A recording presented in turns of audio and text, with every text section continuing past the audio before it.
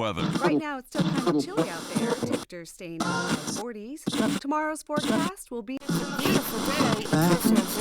This is Azzurra Radio, where the listener comes first.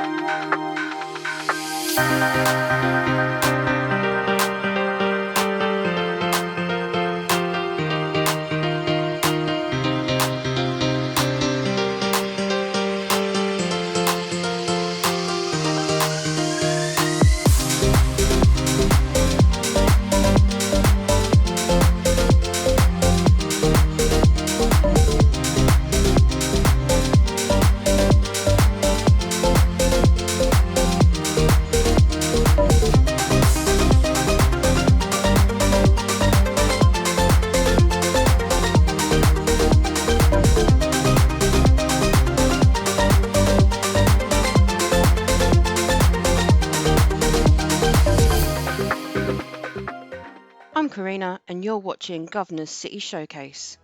In today's showcase, we'll be looking at the work of Teddy Radko. With 7 maps on the workshop, this creator has really given us something special. So here we are in the workshop page for Costa, Azzurra.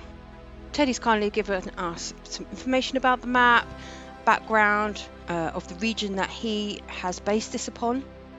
Also, he's given us a nice graphic here, taking us through all the different themes and LUTs that you may use to get the visuals that you want for this map. Today we'll be looking at it in Vanilla Temperate.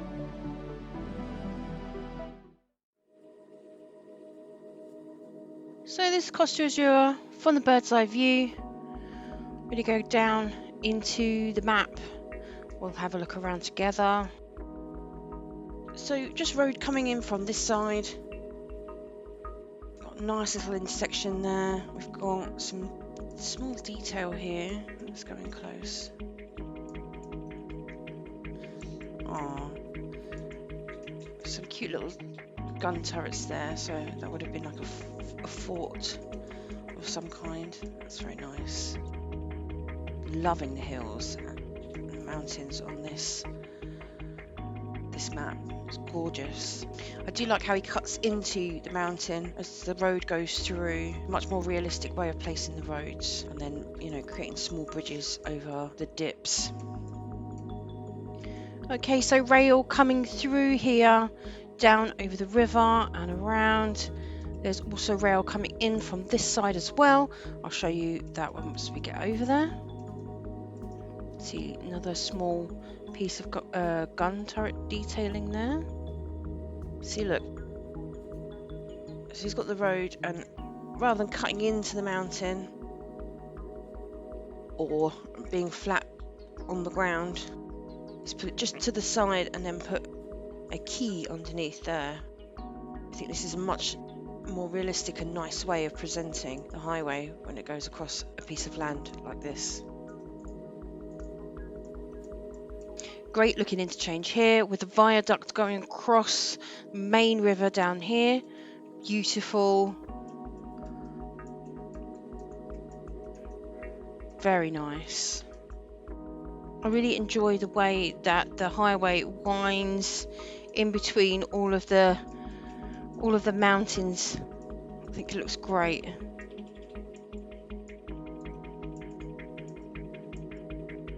Another viaduct here with a bridge. We have a look at this bridge.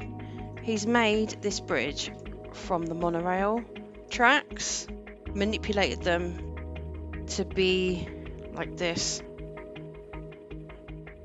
Teddy's got a really good way of being able to manipulate these sorts of things to make good bridges.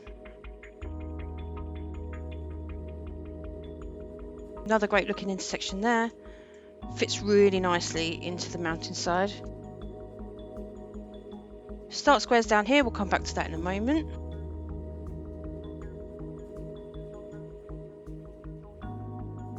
There we go. Another lovely bridge. So rail comes in over from here, through the mountain here, round, and then down through this big mountain and coming out the other side. This beautiful coastal road. More little forts. You've got them dotted around all the way along the coast.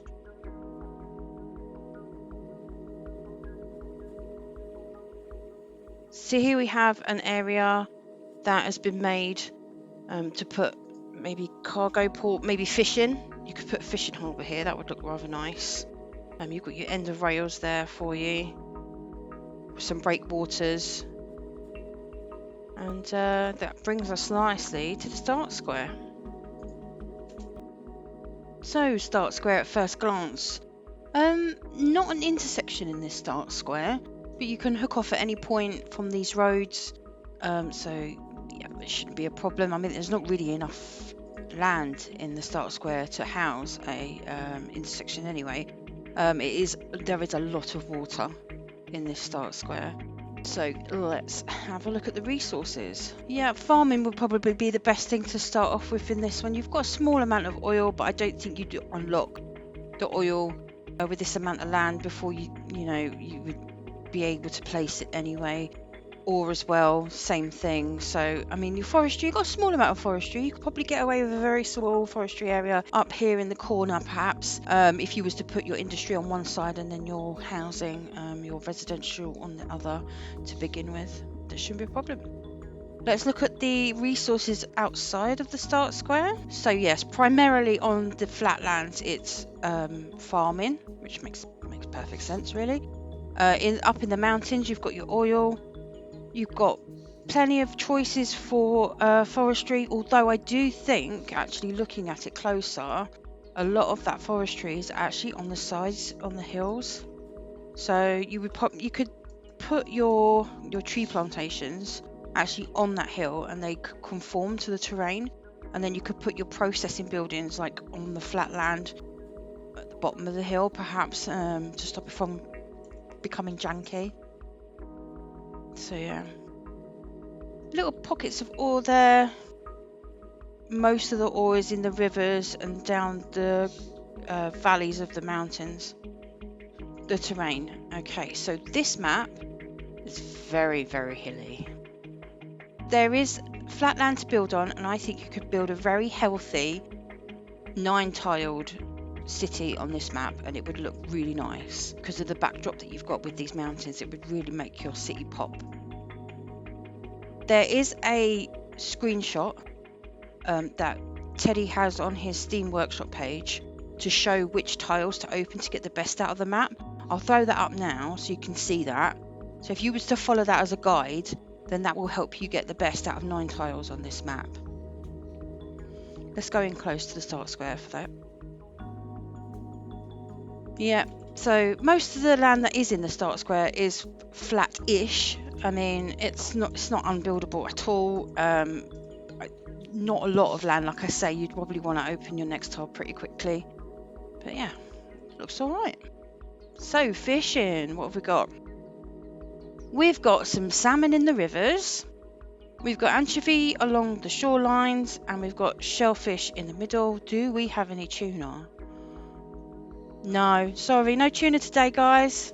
Wind, well, I learnt something a couple of days ago. XD told me that when you put down trees, it blocks the wind strength, and I didn't know that until the other day. So that would explain why most of the wind strength ends up in the mountains and not on the flatlands, and also in the water and not on the flatlands. So there we go, you learn something new every day. As far as the start square goes, you'd have to get rid of your castle, and you don't want to do that because it's cute. You could put some in the water, but wind strength is not this map's strength on the flat bits. Okay, so shipping lines.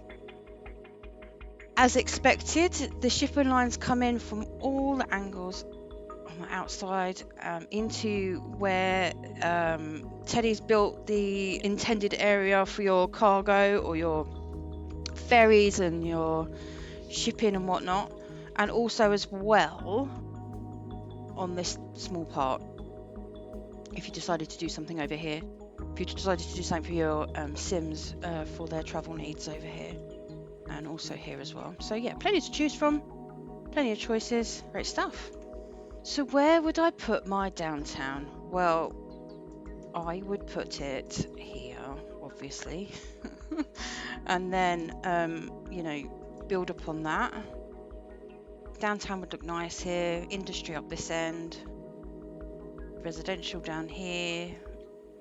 You know, I mean, like I said, if you use that guide that Teddy's provided, you could get a decent looking, not huge or sprawling, but you could get a decent looking city on here. And you know what's good, the advantage of doing a smaller city? You can detail it more. You can get really down into it, get down close, really put some of that detailing into it, you know, really use them fences, you know, as much as you like, because you won't keep your node count. 9 tiles, more detailed city would look great. So I reached out to Teddy and I asked him if there's anything he wanted to share with me. And he gave me some of these screenshots of a city that he built on this map. He built it with the multiplayer mod, which again, something new I learned this week. I didn't even know that was a thing. And yeah, look, you can see where he's put things, give you an idea of where you might start and you might want to put stuff too. Yeah, it looks great. Thanks, Teddy. Thank you if you've made it this far into the show. Stick around for some cinematics.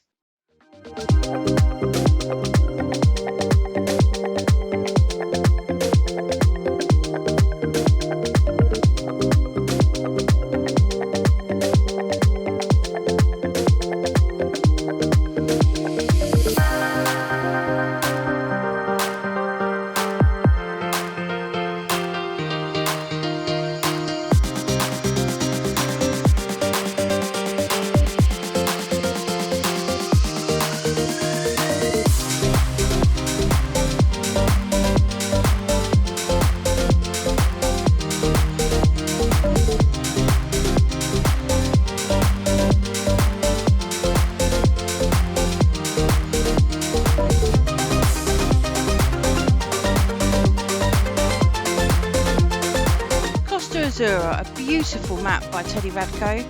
Please comment down below to tell me what you think of the map. I'm the Guv'nor. Thanks for watching.